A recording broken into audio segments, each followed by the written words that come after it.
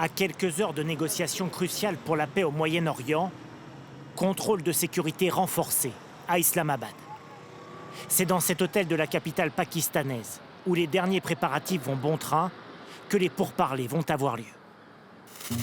D'ici ce week-end, et sous l'égide du Premier ministre pakistanais, une délégation américaine composée du vice-président, J.D. Vance, du gendre de Donald Trump, Jared Kushner, et de l'envoyé spécial Witkoff, fera face aux négociateurs iraniens, menés, selon toute vraisemblance, par Mohamed Ghalibaf.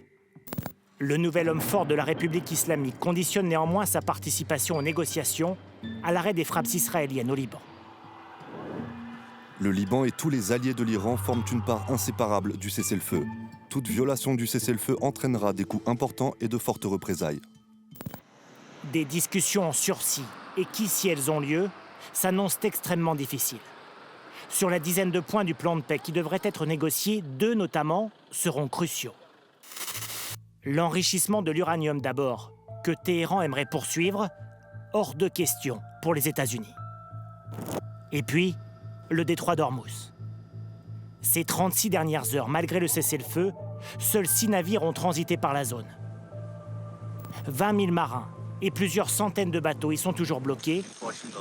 Nous avons joint aujourd'hui le capitaine de l'un d'entre eux. Depuis que le cessez-le-feu a été annoncé, la situation est un peu meilleure. L'équipage est plus soulagé, mais il y a quand même du stress. Vous savez, comme Trump dit quelque chose de différent chaque jour, il y a beaucoup d'incertitudes. La clé du déblocage du détroit d'Ormuz pourrait être une histoire de gros sous. L'Iran a déjà fait payer plus d'1,5 million d'euros à certains navires transitant par la zone et réfléchirait à rendre cette règle systématique. Un péage maritime, contraire au droit international, mais une idée que Donald Trump a dit pouvoir accepter, à condition de percevoir une partie du pactole.